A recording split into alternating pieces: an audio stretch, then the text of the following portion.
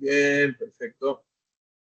Sinceramente, espero que hayan practicado, espero que se hayan tomado el tiempo de analizar y de haber hecho el programa en el cual ustedes solicitaban ingresar varias personas y luego definían si esa persona era estudiante o docente para saber instancia de qué clase iban a crear.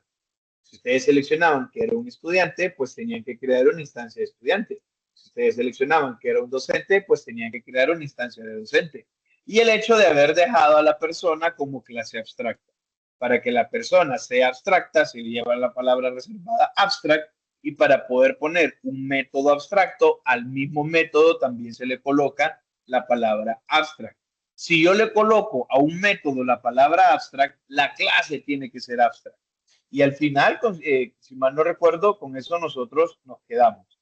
Entonces, bien, cosas importantes que tenemos también que mencionar. Obviamente, si ustedes hacen el modelado, ya entienden la parte en la que yo les mencionaba que el 60% del sistema está hecho. Solo con que ustedes tengan bien hecho el diagrama de clases, ya tienen el 60% del sistema. A medida vamos adentrándonos en esto, ustedes han caído a la razón que el diagrama entidad-relación, si están utilizando un modelo relacional de bases de datos, ¿okay? El modelo entidad-relación es casi uno con uno el diagrama de clases. Entonces, si usted analizó desde el punto de vista de la base de datos o usted analizó desde el punto de vista de las clases, los diagramas son completamente equivalentes y casi el mismo diagrama. Aquí hay partes de normalización que no se aplican, que sí lo hacemos en la parte de bases de datos. Entonces, con solo el hecho de haber identificado nuestras clases, las entidades y las relaciones entre ellas, nosotros ya tenemos el 60% del software hecho. Incluso nosotros sabemos que si utilizamos un software de modelado que tenga un asistente de exportación como Umbrello, tal cual, nos va a dar el código, pero no completa el contenido de los métodos. En cambio, si usted utiliza un modelo largo de lenguaje, ya sea a través de un prompt de sistema, a través de un consultor o a través de un prompt específico, y usted ha definido con claridad los nombres de los métodos de las clases para que sean lo suficientemente intuitivos de decir qué es lo que hacen y cómo van a operar sin preocuparnos por el código, el modelo de lenguaje completa el código. Si usted incluso tiene un plugin instalado dentro de su IDE de programación, con el solo hecho que detecte ya en la clase y se entienda la estructura junto con el nombre del método, les termina el código. El análisis, ¿ok? Y el diseño nos van a dar más del 60% del sistema. ¿Qué faltará? La interfaz gráfica, las integraciones, ¿ok? Aplicarle seguridad, pero todo eso, ¿qué será? Un 30%. La codificación, la parte de escribir el sistema en un lenguaje, ya se reduce a un 10% de todo el trabajo. Porque estando completo todo esto, ya la implementación es muy poco, a diferencia de otros paradigmas. A diferencia del paradigma de programación estructurada, con el cual ustedes estaban bastante cómodos, porque venían de estudiarlo y por el cual todavía algunas veces siguen viendo las cosas desde ese punto de vista, la programación orientada a objetos nos da esa facilidad. Entonces, al final, lo que nosotros teníamos era esto. Sí conviene, si ustedes no lo quieren hacer a mano, solicitar que se haga el Javadoc.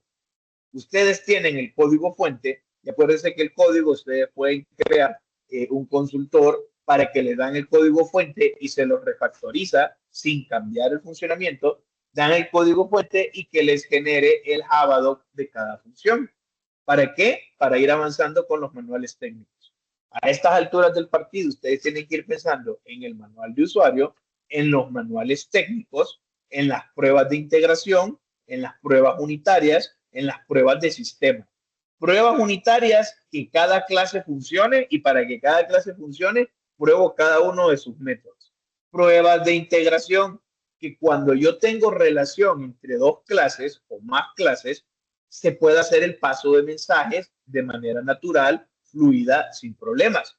Pruebas de sistema, ya prueban un caso de uso, una historia de usuario. Voy a iniciar sesión, voy a registrar un usuario, voy a agregar un proveedor, voy a reservar una sala de cine. Ya hacen la prueba completa. Y esas pruebas, pues ustedes las tienen que planificar. De la misma manera, si todavía tienen debilidades con ello, pueden apoyarse con un mentor. Existe una métrica de desarrollo de sistemas que se llama métrica versión 3, creada por el Ministerio de Hacienda del Gobierno de España. Esa les puede ayudar muchísimo. Cuando ustedes incursionan en el ciclo de vida de desarrollo de sistemas y están comenzando a hacer sistemas, tener una métrica les puede ayudar, los puede guiar. Métrica versión 3 es sumamente tediosa porque se va uno por uno en los detalles. Pero para una persona que nunca ha desarrollado un sistema en un equipo de trabajo, que nunca ha sido parte de un equipo de trabajo, la experiencia me ha dicho que funciona muy bien. Y una de las ventajas es que está tanto para programación estructurada como programación orientada a objetos. Entonces ustedes pueden realmente ir viendo los cambios e ir viendo los puntos de vista que tienen que considerar en cada etapa del ciclo de vida de desarrollo de sistemas. De hecho, evidencia, ustedes pueden ver que análisis y diseño toma más tiempo que la implementación y el mantenimiento. Además, considera buenas prácticas de manera transversal. Antes de pasarse a Kanban, antes de pasarse a Scrum, antes de pasarse a Stream Programming u otras metodologías de desarrollo en la industria del software, yo sí les aconsejaría que le dieran un vistazo a esto. Antes de irnos, voy a detener la grabación y voy a entrar al sitio web, porque no quiero que por derechos de autor vayan a cancelar luego el video y lo bajen por haber mostrado la página, porque sí tiene derechos de autor. ¿Ok? Entonces, el Javadoc, una vez que usted ya tiene el Javadoc listo, los IDE en su mayoría, en el caso de VS Code, van a tener que instalar algún plugin para poder generar el Javadoc teniendo todos los puntos Java. Usted selecciona todos los puntos Java, pues al final le crea un sitio web, tal como hace Oracle, para mostrar la documentación de Java, en el cual ustedes van a ver las clases y dependiendo de lo que hayan llenado en su Javadoc, aquí van a tener la información y van a poder ver cómo funciona cada uno de los parámetros, cómo instanciarla, de qué clases depende, cómo se relaciona, qué interfaces implementa. Bien. Acá, pues la idea es que ustedes hayan continuado y hayan desarrollado. Crear la clase abstracta persona, una enumeración categoría y las clases derivada estudiante y docente. Y resolver el conflicto de si esta clase necesitaba un ID. Porque acordémonos que nosotros lo que tenemos que hacer en el diagrama entidad-relación son entidades. Las entidades, como representan una tabla, tienen que tener una llave primaria. En el caso del diagrama de clases, pues lo que me representa es una clase. Incluir la intención de una llave primaria, sabiendo que esto después lo tengo que pegar a una base de datos, supone una ayuda para ustedes y les ayuda realmente a organizar las ideas, porque personas vamos a tener muchas. ¿Cómo identifico cada persona?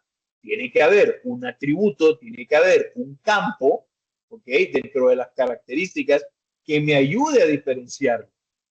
Cuando ya nosotros estamos utilizando bases de datos no relacionales u otro tipo de bases de datos, pues entonces ahí sí vale la pena volverlo a replantear. Si al final esta base de datos va a ser no relacional, no va a haber normalización de ninguna manera y voy a tener siempre todos los datos mezclados, ¿valdrá la pena tenerlo o no valdrá la pena tenerlo? Porque es que incluir un campo implica evaluar si va a tener setter, evaluar si va a tener el getter, evaluar qué funciones van a trabajar con ese dato, porque si ustedes están agregando personas y la persona no se puede repetir, Eso ya implica que tengo que tener una función para validar que la persona no esté repetida, sea estudiante o sea docente. Y luego ahí viene la otra cuestión.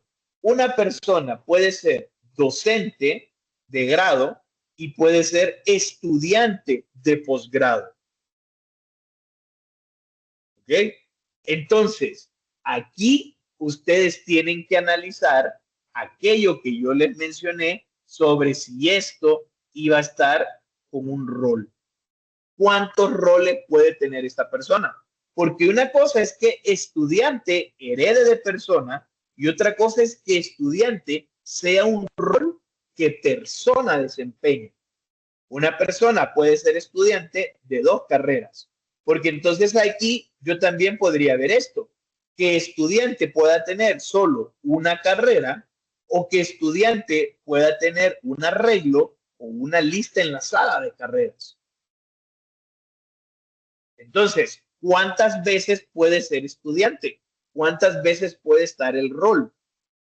Esas respuestas son las que ustedes, como gerentes de tecnología, tienen que plantearse, porque esto va a incidir directamente en el desarrollo del sistema.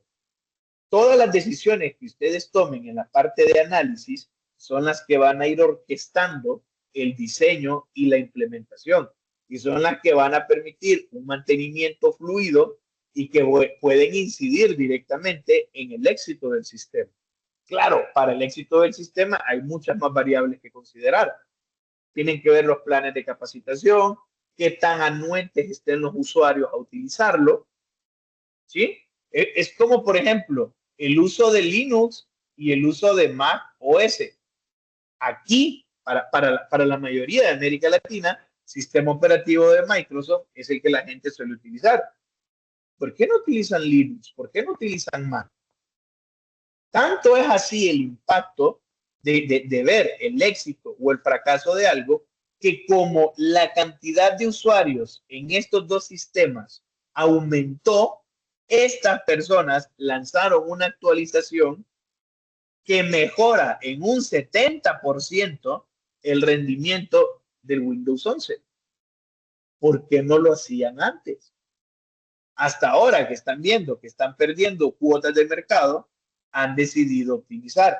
Y es que hay que ver muchas cosas, porque también si ustedes comienzan a considerar este factor, ¿en qué manera van a ser rentable un software? Ya está saliendo Office de la Unión Europea. Es una suite de ofimática que ha sacado la Unión Europea porque quieren dejar de estar dependiendo de otros países. No quieren utilizar Microsoft Office porque es una empresa norteamericana, pero tampoco quieren utilizar Google Documents y tampoco tienen el control de LibreOffice. Entonces ahorita van a lanzar Office de la Unión Europea. Es decir, el análisis del sistema desde el punto de vista de programación, ustedes tienen que manejarlo a la perfección.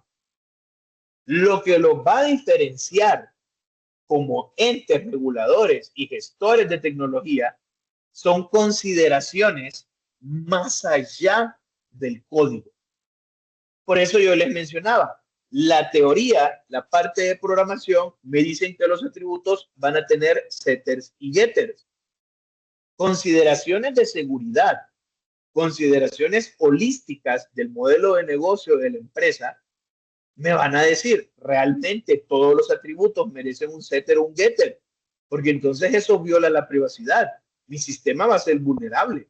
Sí, los atributos deben tener setter y getter para poder acceder a ellos y para poder darles un valor, pero realmente los tengo que incluir. Entonces volvemos a lo mismo por acá.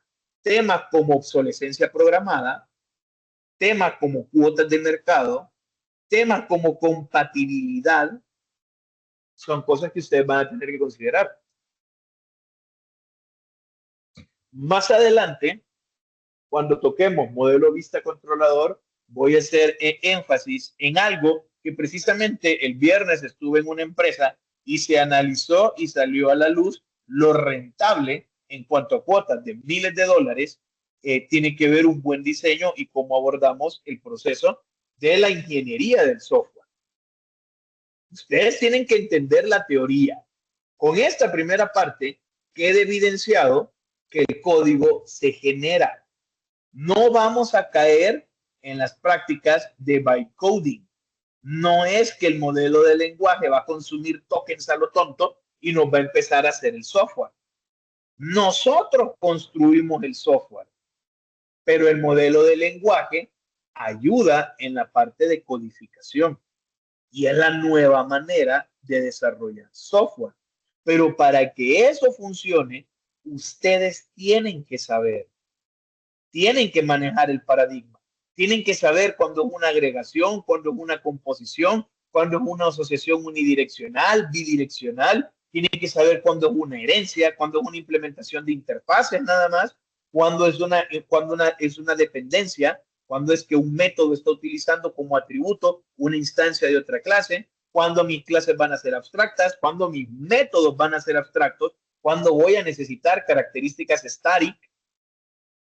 Todo eso, toda esa parte teórica es la que ustedes tienen que manejar, porque no son simples operativos o el perfil que la carrera busca para ustedes no es que sean los burritos de carga, los que están en el puesto operativo, los que están haciendo únicamente esto. Ustedes tienen que hacer el análisis, ustedes tienen que resolver, que proponer. Y para eso, tal como cuando hablábamos con la abstracción, eso va a depender completamente de su acervo cultural. Entre más programe, más problemas va a ir encontrando y va entrenando a su cerebro a resolverlos, siempre y cuando usted se tome el tiempo de analizar, pensar y construir. Porque si usted con el primer obstáculo acude a un tutor, una persona que sepa, le paga a una persona, utiliza un modelo de lenguaje, entonces no está aprendiendo, porque su cerebro no está desarrollando las conexiones que luego en otra situación similar usted ya se entrenó a visualizar, ya sabe qué esperar. Eso manténganlo presente. ¿Ok? Bien. Hablemos de interfaces. Java, como lenguaje de programación, de hecho, muchos lenguajes orientados a objetos, permiten enunciar un conjunto de constantes y cabeceras de métodos abstractos, escucha, no puedo ni escribir, que van incorporándose y ser definidos en las clases que se implementen y constituyen así la interfaz. Regresemos a la teoría. La interfaz de la clase está dada por las características públicas, ya sean campos o atributos o métodos o funciones miembro. ¿Ok? La interfaz es todo aquello que me permite comunicarme con una instancia de una clase. Bien, entonces yo puedo crear clases abstractas que van a tener una constante. Como es constante, en ninguno de sus hijos va a cambiar el valor. Son constantes. Y me permite cabeceras. Eso lo vieron ustedes en estructuras de datos. Yo tenía la función, ¿ok? Yo tenía la función y lo que hacía es que dividía una cabecera y luego tenía la implementación de la misma. Esto lo terminábamos colocando en punto H y esto luego lo poníamos en punto CPP. Por pragmatismo, al final uníamos estos dos en el mismo punto H. Pero realmente nosotros teníamos las cabeceras que hoy por hoy son nuestras clases abstractas y luego teníamos el espacio donde íbamos a decidir cómo hacíamos o cómo esos métodos se iban a comportarse. Esto es una manera de declarar métodos public abstractos para determinar el comportamiento que van a tener todos los hijos. Ahora, a diferencia de las clases abstractas, que yo aquí puedo tener mi clase abstracta persona con atributos que no sean constantes y le puedo poner métodos que sí tengan el cuerpo, las interfaces solo pueden tener constantes y métodos public sin definirse. Una interfaz no puede tener el cuerpo de un método. Una interfaz no puede tener un atributo que no sea constante. Las interfaces están dadas para que nosotros podamos implementar esos métodos pero tenemos que decir cómo se van a implementar. De momento, con los ejemplos que estamos viendo y con las situaciones para las cuales la mayoría se ha acostumbrado, no va a tener mucho sentido. ¿Ok? No va a tener mucho sentido. O sea, es como que yo, lo que pasa es que, vamos a ver, es como que yo tengo la clase persona, ¿ok? Tengo aquí la clase persona.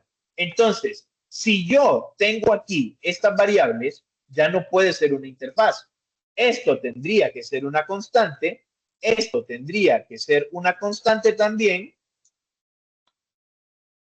¿ok? Eso tendría que ser una constante también, y todos estos métodos deberían ser abstractos, no deberían de tener cuerpo, aunque sea setter y getter, no deberían de tener cuerpo. De hecho, deberían de ser public para no ocupar setter y getter. Es como que yo tenga simple y sencillamente una estructura de datos, un struct. No necesito que sea una clase, necesito que se comporte como algo que yo pueda perfectamente venir a consultar y venir a utilizar. Les digo, de momento no se nos hace mucho sentido. Cuando estemos viendo interfaces gráficas de usuario, ahí van a tomar muchísimo sentido. Hasta ese punto creo que va a ser donde vamos a consolidar el cómo, cuándo y por qué estamos implementando interfaces. ¿Ok? Bien, ¿cómo se crea una interfaz? Como no es una clase, en vez de poner public class y el nombre de la clase, colocamos public interface y el nombre de la interfaz. Las características van a estar dadas por atributos que son constantes y por métodos todos públicos, únicamente su cabecera, utilizando la palabra reservada abstract. Entonces, tengo clases abstractas y tengo interfaces, que no son lo mismo. Y de hecho, una interfaz no se hereda. Y eso lo vimos cuando estudiamos UML en el diagrama de clases. Las interfaces eran una realización. En vez de utilizar la palabra reservada extends, vamos a utilizar la palabra reservada implement. Las clases abstractas y las clases base se heredan. Las interfaces, que son realizaciones, en los hijos, digo cómo se hacen las cosas, se implementan. Diferencia fundamental. Solo puedo heredar de una clase. ¿Okay? En Java solo puedo heredar de una clase. Pero puedo implementar todas las interfaces que yo quiera. Las interfaces, hasta cierto punto, se crearon para poder simular herencia múltiple. Y como les digo, cuando estemos viendo interfaces gráficas y arquitecturas desacopladas, que no creo que veamos arquitecturas desacopladas como tal, vamos a ver cómo se implementan acá, es cuando nosotros vamos a retomar esta parte. ¿Qué es lo que yo necesito? Que ustedes manejen a la perfección el concepto de herencia. Una clase base que sea abstracta, una clase base que me permita tener métodos y cabeceras, no, que no solo sea abstractos, y una interfaz. Poder diferenciar. Bien. ¿Hay más clases? Sí. Hay clases internas. Hay clases dentro de clases. Es decir, en lugar de tener un atributo, yo puedo tener otra clase. No sé si ustedes definitivamente ya lo probaron.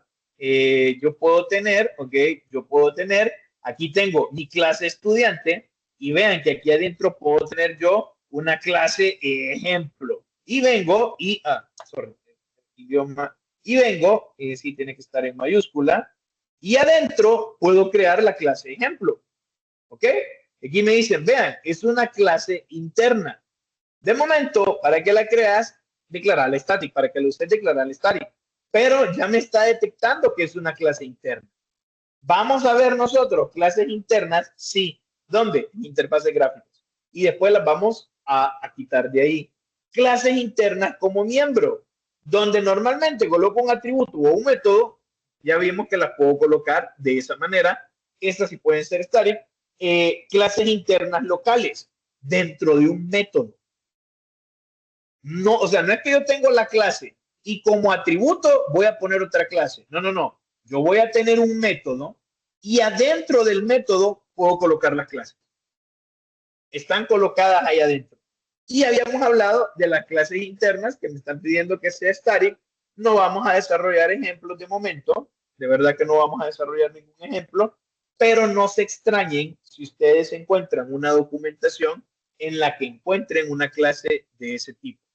Se suelen utilizar, algunas personas sí las utilizaban muchos, otras personas no, por la parte de cuidar la baja cohesión y de la alta cohesión y el bajo acoplamiento, para que complicar la vida. Hay personas que para esconder código colocaban clases dentro de clases. Prácticas que yo definitivamente no utilizaría, de verdad que no utilizaría, pero si me exigen, pues ni modo, si me están pagando por hacerlo, lo hago. Hay clases anónimas. Las clases anónimas las vamos a usar, de hecho, vamos a utilizar objetos anónimos, más que clases anónimas. Las clases anónimas nos recuerdan a la programación funcional, al paradigma de programación funcional. No se definen sino hasta que se implementan y no se pueden instanciar múltiples objetos. Son clases que se crean para poder utilizar un solo objeto. En ese momento ocupaba ese objeto que no tenía ninguna clase para él, pues en ese preciso momento creo ese objeto para correr alguna subrutina, una comunicación con el sistema operativo, lo que sea, pero hay clases anónimas. No tiene nombre. Eso va dentro del heap, dentro del manejo de memoria dinámica del sistema operativo. Enumeraciones, ya saben ustedes lo que son enumeraciones. Las tuvieron que haber visto en programación básica, pero nunca las usamos de ejemplo. No solemos utilizar enumeraciones en nuestros ejemplos. Acá les coloqué uno solo para causar un poquito de incomodidad y que ustedes lo crearan y al final lo seleccionaran. Sirven, como vimos en diagrama de clases, para tener que evitar restricciones y comparaciones. Si yo tengo un menú de opciones y solo hay 4 opciones, no le voy a poner una condición que la opción sea mayor que 0 y que la opción sea menor que 5. No, no, no, no. Que la opción a elegir pertenezca a un enum. Entonces, están cerradas los únicos valores que puede tomar. Podríamos pensarlo también para con los roles. Cada vez que yo creo un nuevo rol, entonces mejor me voy a la enumeración y agrego el rol en la enumeración. ¿Sí? ¿Vamos bien? Respiremos. Hemos hablado mucha teoría, de verdad se ha hablado muchísima teoría, nada nuevo, lo único que hemos hecho ha sido extender algunos conceptos, consolidar otros, hacer observaciones sobre cosas que ya habíamos planteado. Y si ustedes se tomaron el tiempo de hacer este programa, tal como se lo sugerí, todo lo que les acabo de mencionar, incluso les va a abrir nuevos puntos de vista. Es muy probable que desarrollando esto, programando esto, ustedes se hayan llegado a preguntarse algunas de estas cosas. Cuando ya están trabajando con una clase abstracta y están probando con ella, ¿y qué pasa si todos los métodos son abstractos? ¿Y qué pasa? O sea, ¿para qué yo tendría, cuál es el sentido de tener todos los métodos abstractos si lo voy a implementar en los hijos? Ok, sí se puede hacer. Por ejemplo, la clase impresora y luego los tipos de impresora para tener un control, un orden jerárquico. Que al final, esto es lo que nos está dando, ¿saben? La herencia es una orden jerárquica, es un árbol, es lo que nos va dando esto aquí. Bien, pero ¿y con los campos? Porque sí, la impresora tiene marca, modelo, valor de compra, y luego los diferentes tipos de impresora van a tener sus propios atributos. Pero puedo tener una clase abstracta que no tenga atributos, solo métodos abstractos. Pensando así, ustedes van cayendo al uso de interfaces. Pero como les digo, es algo que se da con la práctica. Obviamente, yo les menciono algo y lo van a entender. Son brillantes, lo van a entender. Lo más difícil para el cerebro es aprender a leer y escribir. Y saben leer y saben escribir. Pero si no practican, no van a afianzar, no van a consolidar, no van a descubrir, no van a formar nuevo conocimiento. Y ojo, no cometamos el error que hacíamos con las matemáticas. No es que voy a programar un sistema y voy a ver cómo hice el anterior. Si no, no estoy avanzando, estoy copiando y pegando. No es que voy a hacer una clase y se la voy a pedir siempre a Gemini, a Cloud. No, no, no, no. Yo la voy a hacer, yo la voy a construir. Cuando yo ya pueda construir sin problemas muchas clases, pues entonces ya comienzo a usar la herramienta y solo comienzo a supervisar. Paso el control de calidad.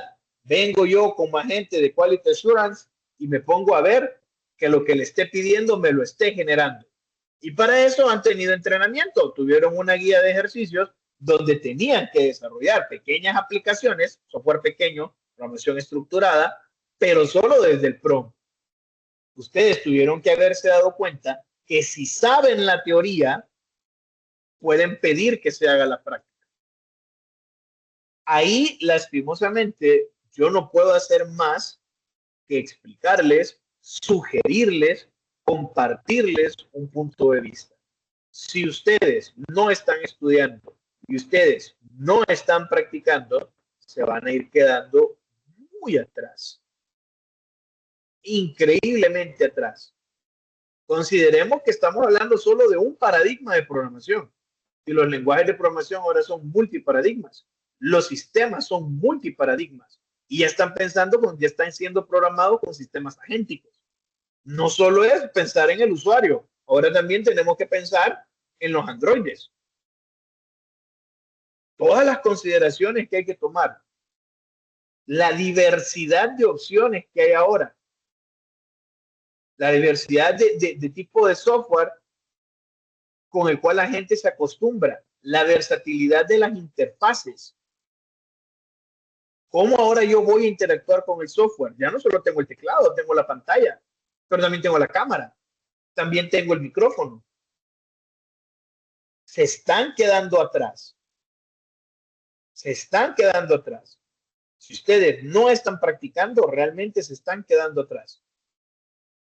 Piensen en un sistema, si están estudiando algún instrumento, si están estudiando guitarra, por ejemplo, piensen en un sistema para calibrar la guitarra, para afinar la guitarra.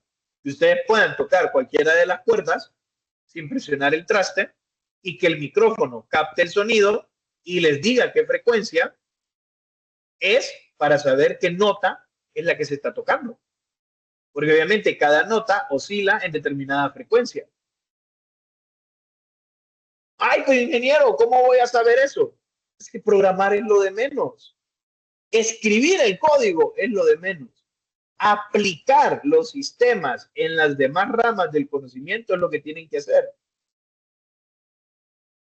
Recetas, proporciones de comida, costuras, manejar sensores para saber si un parqueo está disponible, sensores de proximidad, sensores de temperatura, conseguirse un kit de Arduino con un poquito de hardware para empezar a pegar. Al final tenemos objetos. Un sensor es un objeto, tiene sus atributos y tiene sus métodos. Y el fabricante me da los métodos que yo puedo utilizar del sensor. Una vez que lo conecte, yo sé qué mensajes el sensor me va a poder responder. Escribir el código de nuevo no es lo que les debería de preocupar. Aprenderse la sintaxis de Java no debería ser lo que les quite el sueño. Si van a ir a trabajar con Python, si van a ir a trabajar con Ruby, si van a trabajar con Kotlin, la sintaxis es secundaria. El principio, todas estas consideraciones son las que van a manejar. Desarrollen software por su cuenta.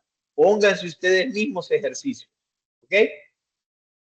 Para mañana vamos a comenzar algo bien particular y bien fuerte.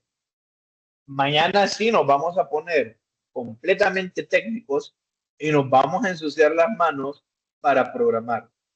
Porque a partir de mañana vamos a entrar en algo que de manera personal es de las cosas que más me gusta de la programación y es de la programación orientada a objetos, que es el poder mezclar herencia con polimorfismo.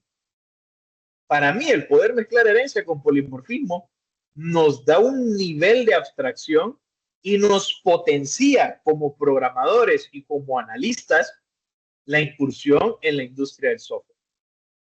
Entender herencia ya llevaba su cuestión. Entender polimorfismo, pues también. Hacer que el polimorfismo y la herencia trabajen juntos, eso les va a abrir un universo entero de posibilidades. Y a partir de aquí, la clase se complica. A partir de acá, mezclando herencia con polimorfismo, ya vamos a manejar colecciones, manejo de excepciones, interfaces gráficas, pegarnos con bases de datos. O sea, a partir de este punto, todo va cuesta arriba en cuanto a la curva de aprendizaje. Si usted todavía no ha estudiado, por favor repase. Si usted todavía no ha practicado, por favor practique. Porque si antes usted sentía que se estaba quedando un poquito atrás, si usted no está estudiando y no está practicando, aquí va a quedar tirado. Aquí va a quedar tirada. Entonces, quiero ver lo de métrica. Para eso voy a tener que detener la grabación. Los que se quieran quedar, se pueden quedar. Los que no, pues, para en general, coman bien, duerman bien, hagan ejercicio. No olviden protector solar, bálsamo labial. Nosotros vamos a continuar mañana con esta parte. Si quieren tener su ID listo, magnífico. Si tienen